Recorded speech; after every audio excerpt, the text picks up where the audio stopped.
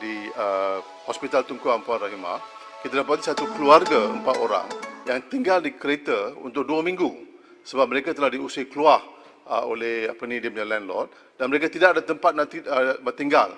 So mereka duduk 4 orang dengan isteri yang mengandung untuk 2 minggu dekat sana.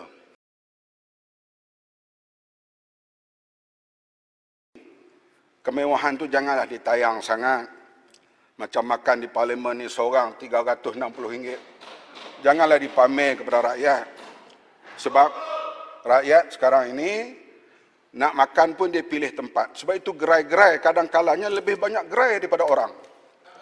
Yang kena buang kerja, yang kena cuti tanpa gaji, tak ada lain yang mereka boleh mulakan perniagaan melainkan gerai-gerai kecil.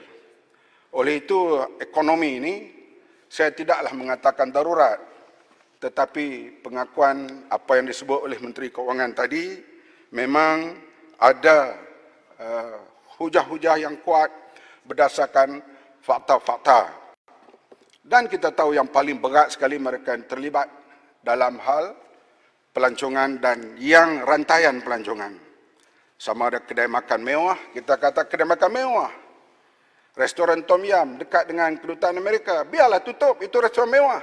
Ya, taukirnya mewah, tapi pekerjanya, kalau restoran itu ditutup lama, mereka nak bekerja di mana? Ini yang perlu kita fikirkan secara serius. Sebab itulah pihak kami mengatakan bahawa 55 bilion itu perlu ditambah 2 kali ganda kerana ini masalah serius yang dihadapi oleh rakyat. Kita lihat negeri yang agriculture base, selalunya mereka agak kurang teruk. Seperti negeri yang ramai penduduk, seperti China, sebab mereka ada domestic trade yang kuat. Mereka boleh jual sama sendiri dalam negara itu. Tapi negeri yang tak berapa besar, yang sederhana seperti Malaysia, pergantungan kepada negara asing itu begitu kuat. Domestic trade kita agak rendah. Kita masih lagi mengimport pertanian, barang-barang makanan berbilion ringgit. Artinya pergantungan kita juga bergantung kepada ekonomi luar negara. Kalau domestic trade-nya kuat, dalaman dagangannya kuat, barangkali perkembangan ekonomi mereka tidaklah minus seperti China dan lain-lain negara.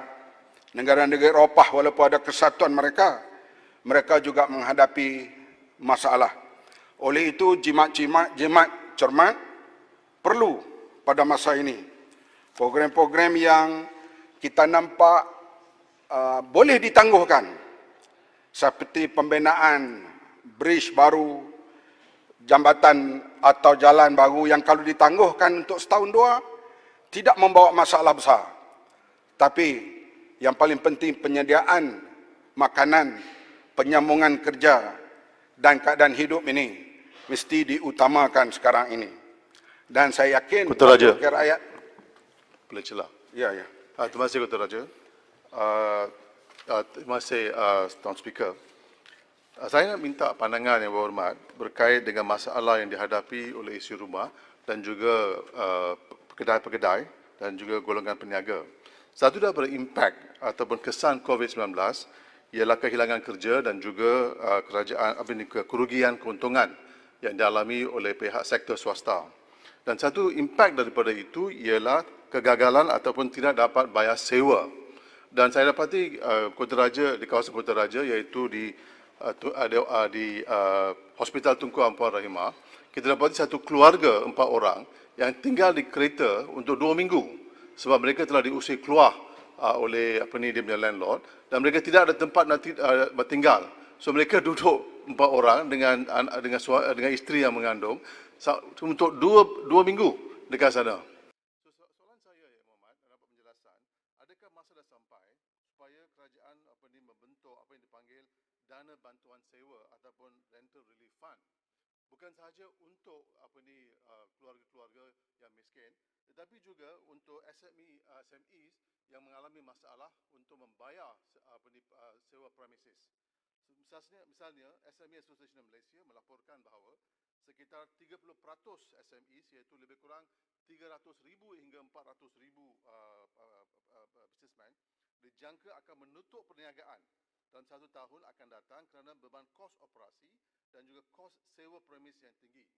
So saya minta Muhammad Kelang, Putraraja masa untuk tak cukup, Kelang. memberi Kita cepat pandangan sikit, mengenai penubuhan dana bantuan sewa untuk keharmonian sosial dan sebagainya, dan juga untuk adakah masa dah sampai untuk satu select committee ditubuhkan untuk mengawasi dana 40 bilion yang dilontarkan oleh kerajaan. Terima kasih, Kelang. Sila. Apa saja tabung, apa saja yang dibuat untuk membantu rakyat awam, kita boleh setuju. Kita boleh setuju. Yang kita tak setuju kemarin, tambah menteri. Yang tu kita tak setujulah. Sebab negeri Malaysia ni, penduduk tak banyak mana, tapi menterinya ramai. Karena nak accommodate orang-orang yang menyokong. Itu kita tak setuju. Tapi nak tambah peruntukan untuk rakyat, kita setuju. Bahkan kalau perlu berhutang, kita sama-sama memikulnya. Dan kerajaan bila pun akan membayar hutang kerajaan yang terdahulu. Jadi pandangan daripada Kelang tadi, saya amat bersetuju dan perlu kerajaan mengambil perhatian dalam hal ini. Baik itu, sekali lagi saya ucap terima kasih dan saya harap semua kita dalam senada dalam hal pemulihan ini dan kurangkanlah segala bentuk belanja yang membazir sekarang ini. Dan pembaziran ini kalau dapat dikurangkan, kita dapat menyelamatkan wang itu untuk pergi kepada rakyat yang amat memerlukan sekarang ini. Terima kasih. Terima kasih.